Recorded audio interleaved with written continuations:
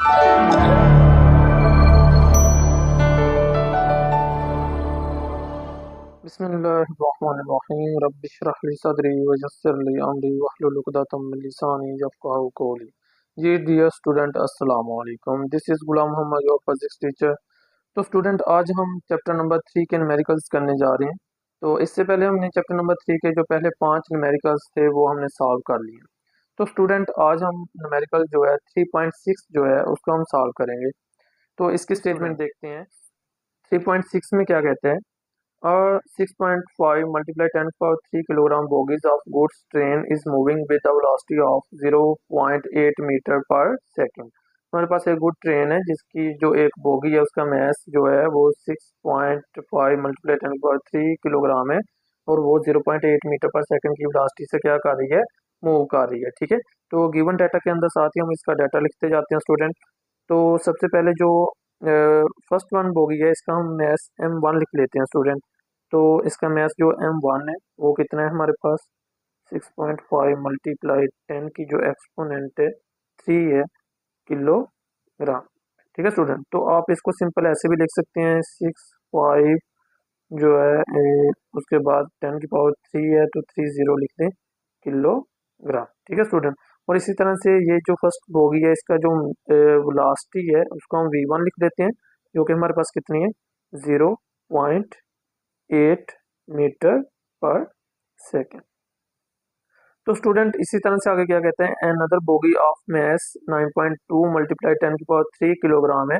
दूसरी जो बोगी है उसका जो मैस है वो कितना? इसको हम m2 लिख लेते हैं। वो कितना है? 9.2 मल्टीप्लाई 10 की एक्सपोनेंट 3 किलोग्राम। और आप इसको भी सिंपल ऐसे लिख सकते हैं 92000 किलोग्राम। ठीक है, तो ये जो है कहता है coming from behind with the velocity of 1.2 metre per second collides with the first one and collapse to it. ठीक है, तो ये जो बोगी है जिसका मैस m2 हमने लिखा है, ठीक है स्टूडेंट, ये जो है फर्स्ट वन बोगी के पीछे से आ रही है। ठीक है, पीछे आ रही है इसके।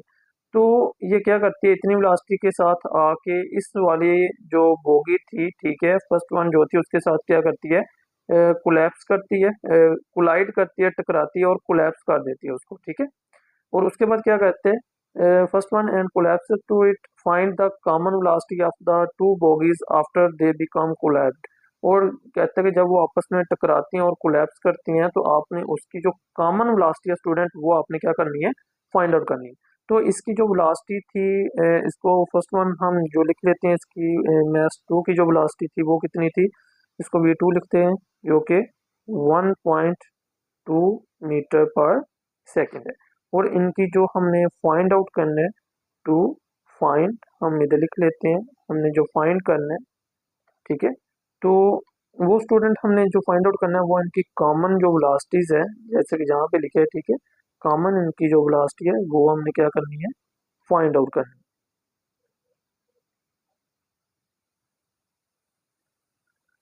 अच्छा स्टूडेंट, आप इस स्टेटमेंट को थोड़ा सा ऐसे भी समझ सकते हैं। ठीक है, यहाँ पे देखें, फर्ज करें यहाँ पे मेरे पास ये फर्स्ट वन जो बोगी है, ठीक है, इसका मैस हमने m1 और इसकी वेलोसिटी v1 फर्ज की है। ठीक है, और ये मूव कर रही है। ठीक है, इस डायरेक्शन में फर्ज करें मूव कर रही है। इसी तरह से इसके पीछे एक और जो बोगी है वो ट्रेन की, उसका मैस m2 ले लेते हैं और उसकी वेलोसिटी v2 ले लेते हैं और वो भी इसी डायरेक्शन में मूव कर रही है। इसकी वेलोसिटी ज़्यादा है तो जारी बात है स्टूडेंट ये जो है वो इसके साथ आके कोलैप्स करेगा, टकराएगा, कोलाइड करेगा। तो जब ये कोलाइड करता है स्टूडेंट, इस तरह से आपस में टकराते हैं, ठीक है, तो देन इनकी अब जो वेलोसिटीज हैं, इसकी v1 प्राइम कह लें, इसकी ये पीछे वाला v2 था, इसकी v2 प्राइम, और इसकी वेलोसिटी जो थी वो v1 प्राइम। स्टूडेंट, अब ये टकराने के बाद दोनों इकट्ठे मूव करते हैं तो देन इनकी जो वेलोसिटीज है v1 और v2 दोनों एक दूसरे के इक्वल होंगे। तो हम यहाँ पे लिख सकते हैं कि v1 prime which is equal to v2 prime, और इसी तरह से एक सिंगल वेलोसिटी का इनको नाम दे लें जो कि एक कॉमन वेलोसिटी के तौर पे हमने इनको क्या करना है? फाइंड आउट करना है। तो स्टूडेंट, अगर हम इसके सॉल्यूशंस की तरफ चलें तो फर्स्ट वन जो हमारे पास इसका अगर हम सॉल्यूशन करते हैं तो हमने एक law of conservation of momentum पढ़ा था। तो according to law of conservation of momentum हमारे पास क्या था कि हमारे पास इनिशियल मोमेंटम जो होता है किसी भी ऑब्जेक्ट का इनिशियल मोमेंटम जो है, जैसे मैं लिखता हूँ यहाँ पे m1v1 प्लस m2v2, ठीक है, वो इक्वल होता है उसके फाइनल मोमेंटम के, तो विच इज इक्वल टू m2, और यहाँ पे v1 प्राइम है, ठीक है, जैसे हमने यहाँ पे सपोज किया तो वो किसके इक्वल है, v के, तो ये कॉमन वेलोसिटी के तौर पे इसको v लिखते हैं, और प्लस इसी तरह से अच्छा यहाँ पे ना स्टूडेंट m1 है, ठीक है, ये मैस m1 है, ठीक है, और ये मैस m2 है, और यहाँ पे common velocity as a v, ठीक है, तो यहाँ पे v दोनों में कॉमन है, तो इसको कॉमन ले लें, तो यहाँ पे ये एज इट इज आ जाएगा v1 plus m2 v2 which is equal to, यहाँ से v कॉमन ले लें, तो m1 प्लस m2, तो स्टूडेंट सिंपली अब क्या करें, ये इधर मल्टीप्लाई हो रही है टर्म, ठीक है, दूसरी साइड पे जाकर डिवाइड हो जाएगी, और ये जो कॉमन वेलोसिटी यही हमने फाइंड आउट करना है, तो कॉमन वेलोसिटी जो है v, हम इसको अरेंज करके लिखते हैं, जैसे यहाँ पे क्या आता है m1 v1 plus m2 v2 divided by, और यहाँ पे क्या आएगा m1 प्लस m2, तो स्टूडेंट यहाँ पे सिंपल ये हमारे पास फार्मूला अरेंज हो चुका है, अब सिंपल हमने इसके अंदर वैल्यूज पुट करनी है, ठीक है, तो यहाँ पे इसके अंदर वैल्यूज पुट कर लेते हैं, तो यहाँ पे सिंपल v जो कॉमन वेलोसिटी है इनकी विच इज इक्वल टू m1, अभी हमने देखे कि कितने के 65000 किलोग्राम, ठीक है, और इसके साथ मल्टीप्लाई हो रही है इसकी वेलोसिटी कितनी 0.8, और इसी तरह से प्लस आएगा, m2 था हमारे पास 92000 किलोग्राम, और इसकी वेलोसिटी कितनी थी, वो थी हमारे पास कितनी 1.2, तो 1.2 पुट कर लें स्टूडेंट, इसी तरह से डिवाइडेड बाई हमारे पास क्या आएगा m1 में से, तो 65000 प्लस 92000, स्टूडेंट याद रखना हमारे पास जो मैस है वो एक कांस्टेंट क्वांटिटी है, और आपको पता है कि कांस्टेंट क्वांटिटी जो है वो वेरी नहीं करती, ठीक है, वेट वेरी करता है लेकिन जो मैस है वो वेरी नहीं करता, क्योंकि वो क्वांटिटी ऑफ मैटर है, तो इसी तरह से यहाँ पे जो मैसेज था आफ्टर कोलाइड वो क्या रहा, सेम रहा, तो जब स्टूडेंट इसको हम सिंपल सॉल्व करते हैं तो हमारे पास जो आंसर है वो क्या आता है 1.03 मीटर पर सेकेंड, तो स्टूडेंट ये वो कॉमन वेलोसिटी है जिसके यानी कि कोलाइड करने के बाद जब ये बोगीज जो हैं वो कोलाइड करती हैं, तो फिर ये जो कॉमन वेलोसिटी है मतलब वो 1.03 मीटर पर सेकंड की वेलोसिटी से क्या करती हैं, मूव कर, तो जी स्टूडेंट नेक्स्ट हमारे पास न्यूमेरिकल नंबर 3.7 है, इसको स्टार्ट करते हैं।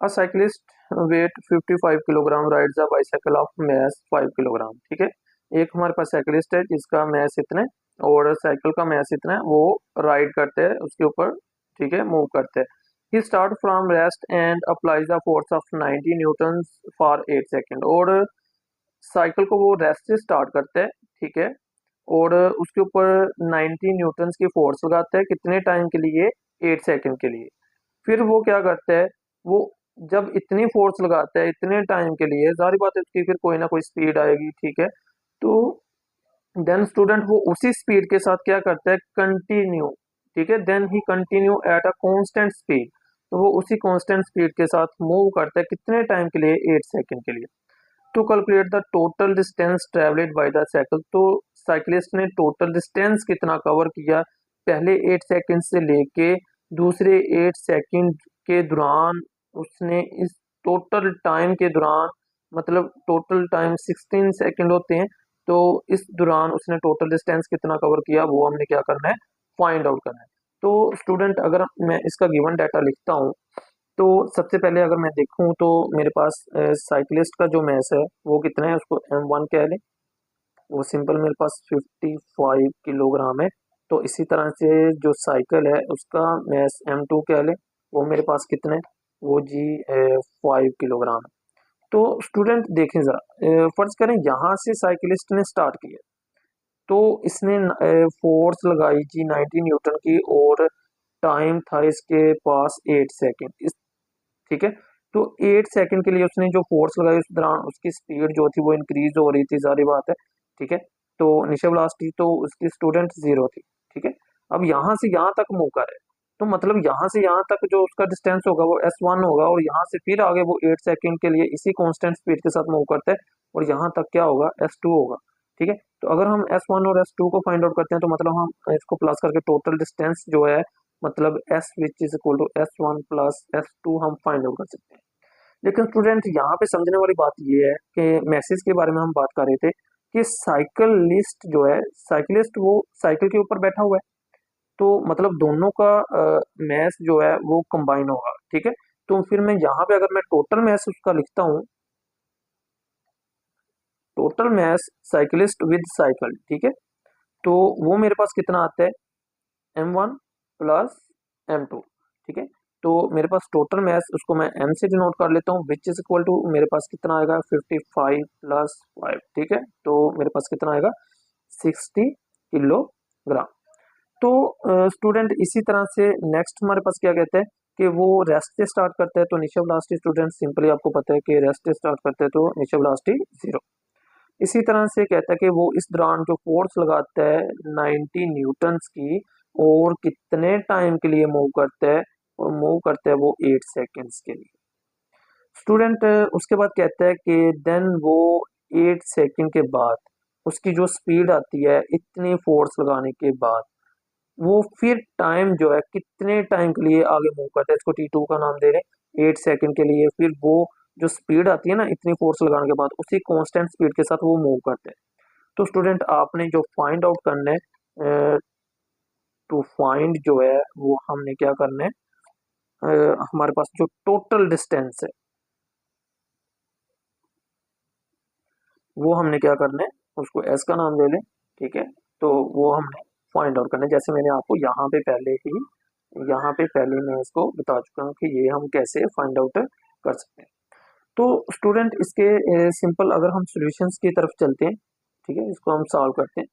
तो यहाँ पे स्टूडेंट टोटल डिस्टेंस की बात हो रही है, तो एक एक डिस्टेंस ऐसा है जिसमें हमारे पास इनिशियल वेलोसिटी आ रही है, ठीक है, इनिशियल वेलोसिटी इसकी 0 है, ठीक है। तो चेंज इन वेलोसिटी आ रहा है, मतलब इतनी फोर्स लगाने से चेंज इन वेलोसिटी जो है वो आ रहा है। तो जाहिर बात है यहाँ पे जो हमारे पास डिस्टेंस के लिए फार्मूला हम यूज करेंगे वो सेकंड इक्वेशंस को आप यूज कर सकते हैं, ठीक है, जो कि हमारे पास किसके इक्वल है, जैसे यहाँ पे मैं लिखता हूँ कि S which is equal to VIT, ठीक है, VIT प्लस 1/2 और 1/2 AT का स्क्वायर। तो स्टूडेंट यहाँ पे अगर हम देखें तो यहाँ पे इनिशियल वेलोसिटी तो है हमारे पास, ठीक है, टाइम T1 जो अगर हम कहते हैं वो भी है प्लस 1/2। तो यहाँ पे स्टूडेंट देखें तो एक्सेलरेशन नहीं है, तो इसका मतलब सबसे पहले हमें एक्सेलरेशन फाइंड आउट करना पड़ेगा। तो सिंपल स्टूडेंट यहाँ पे F is equal to MA, और इसी तरह से A is equal to F/m। तो स्टूडेंट यहाँ से हम जो है एक्सेलरेशन इजीली फाइंड आउट कर सकते हैं। तो हमें पता है कि हमारे पास जो एक्सेलरेशन में फोर्स थी, ठीक है, वो 90 न्यूटन थी, और मैस जो था वो टोटल मैस कितना था 60 kg। तो एक्सेलरेशन हमारे पास कितना आता है स्टूडेंट इसका, वो आता है हमारे पास 1.5 मीटर पर सेकेंड स्क्वायर। तो स्टूडेंट यहाँ पे हमारे पास एक्सेलरेशन की वैल्यू आ चुकी है। तो अब सिंपल इस वाले फार्मूले में पुट करके हम जो डिस्टेंस इसको हम S1 का नाम दे सकते हैं, ठीक है, इसको आप लिख लें, यहाँ पे सिंपल S1 लिख लें, यहाँ पे T1 लिख लें, ठीक है, और यहाँ पे भी T1 लिख लें, ताकि हमारा जो फार्मूला है वो कंप्लीट हो जाए फॉर डिस्टेंस S1, ठीक है। तो स्टूडेंट सिंपली अब इस ये जो फार्मूला है इसके अंदर आप वैल्यूज पुट करें तो इसको सिंप्लीफाई कर लें, ठीक है। तो यहाँ से हम इसके अंदर वैल्यूज पुट कर लेते हैं। तो student S1 for S1 which is equal to initial velocity 0, तो सारी टर्म क्या हो जाएगी 0 प्लस 1/2 एज अ कांस्टेंट आएगा, एक्सेलरेशन अभी हमने फाइंड आउट किया है 1.5, ठीक है स्टूडेंट। तो इसी तरह से टाइम जो था वो 8 सेकंड का, यहाँ पे क्या ले ले स्केल ले ले। तो S1 की कैलकुलेशन करते हैं तो हमारे पास S1 कितना आता है, वो आता है 48 मीटर जो है, ये इतना डिस्टेंस वो कवर करता है जनाब। ये जो इतनी न्यूटन्स की फोर्स इतने सेकंड के लिए वो लगाता है, तो वो 48 मीटर का जो डिस्टेंस है वो कवर करते हैं। अब स्टूडेंट यहाँ पे अगर देखें तो इसके बाद यहाँ से साइकिलिस्ट आगे जो है वो कांस्टेंट वेलोसिटी के साथ क्या करता है, मूव करता है। तो स्टूडेंट इसका मतलब यहाँ पे जो कांस्टेंट वेलोसिटी है वो इसकी फाइनल वेलोसिटी की बात हो रही है, ठीक है। यहाँ तक वो क्या करता था, फोर्स लगा के यहाँ तक वो उसकी कोई ना कोई स्पीड गेन होती थी, मतलब यहाँ पे उसकी कोई ना कोई फाइनल वेलोसिटी आती थी। अब ये जो फाइनल वेलोसिटी थी वही एज अ कांस्टेंट वेलोसिटी के साथ आगे मूव करते हैं, ठीक है। तो मतलब यहाँ पे स्टूडेंट अगर बात करें तो अगर हम इस वाली टर्म के अंदर इतने पोर्शन के अंदर अगर हम इसकी फाइनल वेलोसिटी फाइंड आउट कर लेते हैं तो वही फाइनल वेलोसिटी जो थी वो एज अ कांस्टेंट वेलोसिटी थी इसके नेक्स्ट मूव करने के दौरान, ठीक है। तो उसके दौरान हमारे पास जो S2 है वो हम इजीली क्या कर सकते हैं, फाइंड आउट कर सकते हैं, अगर हम फाइनल वेलोसिटी मतलब इसकी जो यहाँ पे कांस्टेंट वेलोसिटी आएगी वो अगर हम फाइंड आउट करते हैं। तो स्टूडेंट फॉर S2, ठीक है, वो तो सिंपल कांस्टेंट वेलोसिटी सिंपल फार्मूले से फाइंड आउट कर सकते हैं, लेकिन हमारे पास उसकी कांस्टेंट वेलोसिटी भी तो होनी चाहिए ना, जो कि फाइनल वेलोसिटी है। तो हम फर्स्ट वाले पोर्शन से इसकी फाइनल वेलोसिटी फाइंड आउट कर लेते हैं। तो स्टूडेंट अगर मैं फर्स्ट इक्वेशन ऑफ मोशन की बात करूं तो वो मेरे पास क्या थी, V F which is equal to V I plus A T. तो student final velocity easily find out की जा सकती है। वी आई हमारे पास क्या था, 0 प्लस ए की वैल्यू अभी हमने फाइंड आउट की है जो कि 1.5 है, और मल्टीप्लाई ये जो था वो टाइम कितना था, 8 सेकेंड थे, ठीक है। तो आप इसको इस तरह से मल्टीप्लाई कर सकते हैं। तो वी एफ जो है वो हमारे पास कितना आ जाता है स्टूडेंट, वो 12 मीटर पर सेकेंड आ जाता है। तो स्टूडेंट इजीली हमारे पास फाइनल वेलोसिटी आ चुकी है, और एस टू हमने फाइंड आउट करना है। तो एस टू में अब ये जो फाइनल वेलोसिटी है ना वो सेम यहाँ पे मतलब कांस्टेंट वेलोसिटी है, ठीक है। तो कांस्टेंट वेलोसिटी का हमारे पास अगर हम फार्मूला देखें तो S is equal to V cross T, ठीक है। आपको पता है यहाँ पे हमने पहले भी ये फार्मूला पढ़ा हुआ है कि जो कि हमारे पास स्पीड इस तरह से जो है वो इक्वल होती है, हमारे पास किसकी इक्वल होती है, डिस्टेंस ओवर टाइम, ठीक है। इस तरह से इसको अरेंज करके हम यहाँ पे S2 का इसको नाम दे लें। तो यहाँ पे सिंपल S2 कह लें, ठीक है, कांस्टेंट वेलोसिटी है। टाइम T2 कह लें क्योंकि इस दौरान जो टाइम था वो कितना था, वो T2 था, वो भी कितना था, 8 सॉरी स्टूडेंट, अच्छा यहाँ पे देखें जरा 8 सेकेंड थे, ठीक है। अच्छा स्टूडेंट यहाँ पे सिंपल अब अगर हम S2 की बात करें तो S2 which is equal to V अभी हमने फाइंड आउट किया है वो कितना है जी, 12 मल्टीप्लाई T2 की वैल्यू कितनी आई है, वो उसने पहले दे दिया है, वो कितनी है जी, 8। तो S2 which is equal to ये कितना आता है स्टूडेंट, ये तकरीबन आता है 96 मीटर आता है। तो स्टूडेंट हमने तो टोटल डिस्टेंस फाइंड आउट करना है, जो कि मैंने आपको पहले बता दिया कि अगर इस तरह से हम S1 और S2 को फाइंड आउट करते हैं तो S जो है वो इजीली फाइंड आउट किया जा सकता है। तो सिंपल अब total distance which is equal to S1 plus S2, तो वैल्यूज पुट कर लें। S1 अभी हमने फाइंड आउट किया था कितना, 48 मीटर है, प्लस S2 की वैल्यू कितनी आती है जी, ये अभी हमने फाइंड आउट की है, तो 96 मीटर है। तो स्टूडेंट यहाँ पे टोटल डिस्टेंस की अगर मैं बात करता हूँ तो S जो था वो मेरे पास इक्वल आता है, तो आप इसकी कैलकुलेशन कर सकते हैं इजीली कैलकुलेटर से, 144 मीटर।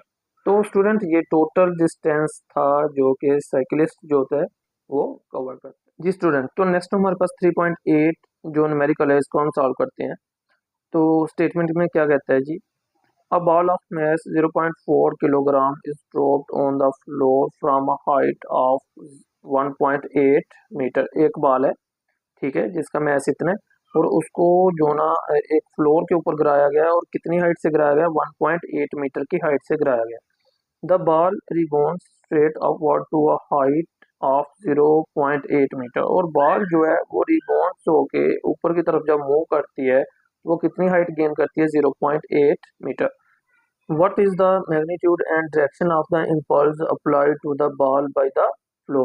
तो स्टूडेंट वो कितनी मैग्नीट्यूड के साथ जो है वो मूव करती है, मतलब वो कितने इम्पल्स के साथ मूव करती है, इम्पल्स आपने फाइंड आउट करने, and the direction of the impulse applied to the ball by the floor, और फ्लोर से वो जो इम्पल्स अप्लाइड होती है उसकी जो डायरेक्शन है वो भी आपने क्या करनी है, फाइंड आउट करनी है।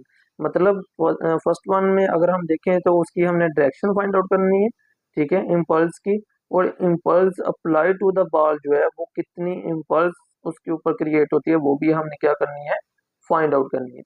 तो स्टूडेंट इसका हम गिवन डाटा, सबसे पहले जो बॉल का जो मैस है उसको हम एम का नाम दे लेते हैं, ठीक है, वो कितना है जी, हमारे पास 0.4 किलोग्राम। और इसी तरह से स्टूडेंट जब हम उसको फर्स्ट वाली हाइट से गिराते हैं तो वो उसको H1 का नाम दे लें, वो हाइट कितनी है, वो हमारे पास है 1.8 मीटर। तो स्टूडेंट इसी तरह से जब वो रिबाउंड्स बैक होती है, मतलब फर्ज करें आपने इस बॉल को इस हाइट से नीचे गिराया फ्लोर के ऊपर, ठीक है।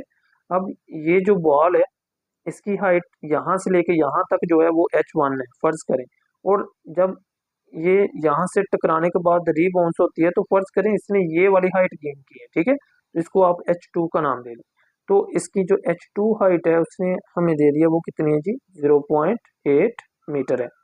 स्टूडेंट इसी तरह से कहता है कि अब आपने क्या करना है, फाइंड आउट करना है, उसकी डायरेक्शन फाइंड आउट करनी है, ठीक है, कि जो इम्पल्स क्रिएटर है उसकी डायरेक्शन क्या होगी और कितना जो इम्पल्स है कितना क्रिएट होगा है, वो भी आपने क्या करना है, फाइंड आउट करना है। तो स्टूडेंट अगर हम देखें तो यहाँ पे बॉल जो है डाउनवर्ड मूव करती है ड्यू टू ग्रेविटी, ठीक है। तो ग्रेविटेशनल जो एक्सलेरेशन इसकी वैल्यू हमने पढ़ी हुई है वो कितनी है जी, 10 मीटर पर सेकेंड स्क्वायर। तो स्टूडेंट अगर हम फाइंड आउट करना चाहते हैं तो अगर हम देखें तो टू फाइंड, हमने फाइंड क्या करना है, सबसे पहले स्टूडेंट हमने इम्पल्स फाइंड आउट करना है जी, ठीक है, जो कि डेल्टा पी है विच इज इक्वल टू, यानी कि इम्पल्स इसको हम बोलते हैं, ये हमने फाइंड आउट करना है। और स्टूडेंट इसी तरह से हमने जो डायरेक्शन ऑफ इम्पल्स है, ठीक है, वो भी डायरेक्शन ऑफ इम्पल्स जो है वो भी हमने क्या करना है, फाइंड आउट करना है। स्टूडेंट इसका अगर हम सॉल्यूशन देखें तो हमारे पास जो इम्पल्स का जो फार्मूला स्टूडेंट वो किसके इक्वल था, delta P which is equal to M cross delta T, delta B student, delta B, ठीक है।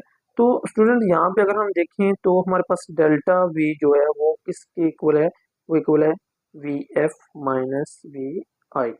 तो स्टूडेंट इसका मतलब ये हुआ कि अगर हम यहाँ पे फाइनल वेलोसिटी फाइंड आउट कर लेते हैं, इनिशियल वेलोसिटी फाइंड आउट कर लेते हैं, तो इजीली यहाँ पे डेल्टा वी की वैल्यू पुट करने के बाद, क्योंकि मैथ तो हमारे पास है, तो इम्पल्स को इजीली क्या किया जा सकता है, फाइंड आउट किया जा सकता है। तो student for the final velocity and initial velocity अगर हम जो है थर्ड इक्वेशन ऑफ मोशन को यूज करते हैं, जो कि हमारे पास इस फॉर्म के अंदर क्या होगा, two G H which is equal to V F का स्क्वायर माइनस वी आई का स्क्वायर। तो स्टूडेंट यहाँ पे फर्स्ट वन इसकी बात करते हैं, ठीक है। तो स्टूडेंट यहाँ पे ये हाइट जो है वो कितनी है, h1, और यहाँ पे बॉल जो है वो डाउनवर्ड मूव कर रही है, तो मतलब यहाँ पे इनिशियल वेलोसिटी जो है वो क्या होगी, यहाँ से इस हाइट से मूव करना नीचे की तरफ इसने स्टार्ट किया, तो इनिशियल वेलोसिटी क्या होगी, 0। और यहाँ पे टकराने से पहले इसकी कोई ना कोई वेलोसिटी होगी जो कि क्या होगी, यहाँ पे फाइनल वेलोसिटी होगी। तो स्टूडेंट इजीली हम इस फार्मूले से यहाँ पे जो उसकी फाइनल वेलोसिटी है वो हम फाइंड आउट कर सकते हैं, कैसे, यहाँ पे देखते हैं। तो इसको आप हाइट h1 का नाम दे लें, ठीक है। तो 2 जी की वैल्यू हमारे पास कितनी होती है, 10, हाइट यहाँ पे हमारे पास h1 की वैल्यू जो है वो कितनी है, 1.8। तो सिंपल स्टूडेंट यहाँ पे वी एफ की अगर हम बात करें तो फाइनल वेलोसिटी इसकी कुछ ना कुछ होगी, ठीक है, उसका स्केल ले लें, माइनस इनिशियल वेलोसिटी 0, तो यहाँ पे 0, ठीक है स्टूडेंट। इसी तरह से स्टूडेंट अब इसकी कैलकुलेशन अगर हम करते हैं तो हमारे पास यहाँ पे जो फाइनल वेलोसिटी आती है उसका आप स्क्वायर रूट ले सकते हैं, ठीक है, सिंपली आप इसको सिंपलीफाई कर लें। तो यहाँ पे मैं डायरेक्ट लिख रहा हूँ, तो मेरे पास जो फाइनल वेलोसिटी आती है वो कितनी आती है, वो आती है 6 मीटर, 6 मीटर पर सेकेंड, मतलब वो इतनी वेलोसिटी के साथ जो है वो हिट करता है ग्राउंड के साथ। जी स्टूडेंट, तो अगर हम देखें तो यहाँ पे हमारे पास जो अब बॉल जो है वो अपवर्ड डायरेक्शन में मूव कर रही है, तो मतलब जब अपवर्ड डायरेक्शन में मूव करेगी तो हाइट h2 गेन करेगी, तो यहाँ पे हमारे पास जो इसकी फाइनल वेलोसिटी है वो क्या हो जाएगी, 0। और जिस वेलोसिटी के साथ मूव करेगा मतलब वो इसकी इनिशियल वेलोसिटी होगी, वो कुछ ना कुछ इसकी 2g h2 लगा लें यहाँ पे, which is equal to V F का स्क्वायर माइनस वी आई का स्क्वायर। तो स्टूडेंट यहाँ पे 2 और g की वैल्यू आप 10 पुट कर लें, और h की वैल्यू जो है वो हमारे पास कितनी आएगी, h2 कितना गेन करते हैं, 0.8 गेन करते हैं, विच इज इक्वल टू यहाँ पे वी एफ जो है वो 0 है, माइनस वी आई की वैल्यू कुछ ना कुछ होगी स्टूडेंट। तो स्टूडेंट यहाँ पे आप नेगेटिव साइन पुट कर लें, क्योंकि यहाँ पे हमारे पास जो बॉल है वो अपवर्ड डायरेक्शन में मूव कर रही है, तो आप सिंपली इसको सिंप्लीफाई करें तो हमारे पास जो इसकी इनिशियल वेलोसिटी आती है, ठीक है, स्क्वायर रूट इसका ले लेना स्टूडेंट आपने, स्क्वायर रूट के साथ कैंसिल आउट हो जाएगा, तो इनिशियल वेलोसिटी कितनी आती है 4 मीटर पर सेकंड, मतलब वो इतनी वेलोसिटी के साथ जो है वो रिबाउंस होती है। तो स्टूडेंट यहाँ पे इनिशियल वेलोसिटी भी आ चुकी है, ठीक है, ये हमारे पास इनिशियल वेलोसिटी है और ये हमारे पास जो है उसकी फाइनल वेलोसिटी आ चुकी है। तो स्टूडेंट इजीली अब हम ये जो इम्पल्स का जो फार्मूला है इसके अंदर वैल्यूज पुट करके इसको सिंप्लीफाई कर सकते हैं।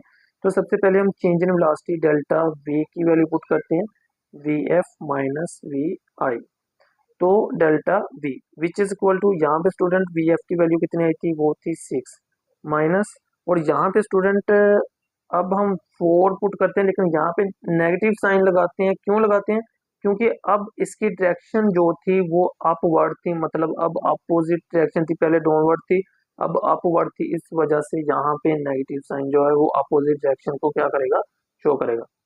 अब स्टूडेंट यहाँ पे जब हम सिंप्लीफाई करते हैं तो डेल्टा वी की जो वैल्यू आती है वो हमारे पास कितनी आती है 10 मीटर पर सेकेंड। तो स्टूडेंट आप सिंपल इसको इम्पल्स के फार्मूले में पुट कर लें, तो delta P which is equal to हमारे पास क्या आएगा एम क्रॉस डेल्टा वी, तो डेल्टा पी जो इम्पल्स है एम, एम की वैल्यू कितनी है स्टूडेंट 0.4 किलोग्राम, तो यहाँ पे पुट कर लें 0.4 किलोग्राम, ठीक है, और मल्टीप्लाई यहाँ पे 10 मीटर पर सेकेंड। तो स्टूडेंट यहाँ पे डेल्टा पी की वैल्यू हमारे पास क्या आती है, ये तकरीबन आती है 4, जो है 4, और इसका जो यूनिट था न्यूटन सेकेंड। तो इस तरह से ये स्टूडेंट ये जो डेल्टा पी है ये इम्पल्स है, ठीक है, तो इम्पल्स की वैल्यू हमने 4 न्यूटन सेकेंड जो हमने फाइंड आउट की है। तो अगर हम इसकी डायरेक्शन, ये उसकी आगे मैग्नीट्यूड स्टूडेंट, अगर हम उसकी डायरेक्शन की बात करें तो इसकी डायरेक्शन क्या होगी, अपवर्ड डायरेक्शन होगी, ठीक है, इम्पल्स। जी स्टूडेंट, तो नेक्स्ट हमारे पास न्यूमेरिकल नंबर 3.9 है, इसको हम स्टार्ट करते हैं। Two balls of masses 0.2 kilogram and 0.4 kilogram are moving towards each other with velocities 20 metre per second. दो बॉल्स हैं जिनकी मैसेज हमें दे दिए गए हैं, वो एक एक दूसरे की तरफ क्या करते हैं 20 मीटर पर सेकंड की वेलोसिटी से क्या करते हैं, मूव करते हैं, एंड 5 मीटर पर सेकंड, और यानी कि एक की अगर हम वेलोसिटी की बात करें तो फर्स्ट वन मैस की वेलोसिटी 20 मीटर पर सेकंड है और दूसरे मैस की वेलोसिटी 5 मीटर पर सेकंड है respectively. After collision the velocity of 0.2 kilogram बाल, ये जो थी इसकी वेलोसिटी इतनी थी, उसकी वेलोसिटी जो है वो कितनी हो जाती है 6 मीटर पर सेकंड हो जाती है। What will be the velocity of 0.4 kilogram बाल, तो ये जो 4 किलोग्राम बाल है जिसका वेलोसिटी पहले इतना था, अब उसका फाइनल वेलोसिटी जो है वो कितना होगा जनाब, कोलिजन के बाद 0.4 किलोग्राम जो मैस है उसकी जो फाइनल वेलोसिटी है वो हमने क्या करनी है, फाइंड आउट करनी। तो जी स्टूडेंट 3.9 जो हमारे पास न्यूमेरिकल, अगर हम इसका जो गिवन डाटा है उसको लिखते हैं तो हमारे पास फर्स्ट वन जो बॉल है उसका मैस जो है उसको हम m1 का नाम दे देते हैं which is equal to 0.2 kilogram, और इसी तरह से ये जो 0.2 किलोग्राम मैस जो है वो कितनी वेलोसिटी के साथ मूव कर रहा है उसको हम v1 का नाम दे लेते हैं which is equal to 20 metre per second. और इसी तरह से यहाँ पे मैस m2 की जो बॉल है वो इसके अपोजिट डायरेक्शन में मूव कर रही है, लेकिन उसका जो मैस है वो कितना है 0.4 किलोग्राम। और स्टूडेंट अब ये वेलोसिटी v2 इसकी होगी जो कि माइनस के साथ हम शो करेंगे। क्यों माइनस लिखा है, उसकी रीज़न ये है कि ये दोनों बॉल्स जो हैं वो एक दूसरे के अपोजिट साइड में मूव कर रही हैं, ऐसे जैसे मैं कहता हूँ ये मेरे पास बॉल m1 है जिसका मैस m1 है, ठीक है, ये अगर इस डायरेक्शन में मूव कर रही है तो यहाँ पे बॉल जिसका मैस m2 है, ठीक है, वो इस डायरेक्शन में मूव कर रही है, दोनों एक दूसरे के अपोजिट डायरेक्शन में मूव कर रहे हैं, ठीक है। तो इस वजह से यहाँ पे इसकी जो वेलोसिटी है v2 जो थी उसके साथ हमने नेगेटिव साइन शो किया है, इसकी वेलोसिटी v1 है। अब स्टूडेंट यहाँ पे क्या है कि कहता है कि आफ्टर कोलिजन मतलब आफ्टर कोलाइड ये जो बॉल्स हैं यहाँ पे अगर इसकी वेलोसिटी v1 थी तो वो क्या होगी v1 प्राइम, इसकी वेलोसिटी अगर v2 थी तो वो क्या होगी v2 प्राइम, मैसेज सेम लेंगे, ठीक है। तो आफ्टर कोलिजन यहाँ पे कहता है कि जो मैस m1 था जिसकी वेलोसिटी v1 थी वो हमारे पास क्या आ जाती है v1 prime which is equal to 6 metre per second. तो स्टूडेंट यहाँ पे कहते हैं कि कोलिजन के बाद जो मैसेज M2 था जिसकी वेलोसिटी V2 थी, ठीक है, वो उसकी जो फाइनल वेलोसिटी आती है आफ्टर कोलिजन वो हमारे पास कितनी होगी, वो आपने क्या करनी है, फाइंड आउट करनी है। तो स्टूडेंट अगर मैं इसके सॉल्यूशन की बात करूँ तो हमने law of conservation of momentum पढ़ा है, जिसमें हमने यही पढ़ा था कि टोटल जो मोमेंटम ऑफ अ सिस्टम जहाँ ऑफ एन ऑब्जेक्ट, ठीक है, वो आफ्टर कोलिजन और बिफोर कोलिजन क्या रहता है, सेम रहता है, इक्वल रहता है। तो हम यहाँ पे अगर इनिशियल मोमेंटम की बात करें तो उसको हम ऐसे लिख सकते हैं m1 v1 plus m2 v2 which is equal to m1 v1 prime मतलब आफ्टर कोलिजन और प्लस यहाँ पे क्या आएगा m2 v2 प्राइम।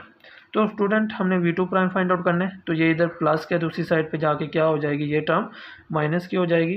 तो यहाँ पे क्या आएगा m1 v1 plus m2 v2 और माइनस m1 v1 प्राइम और is equal to m2 v2 prime.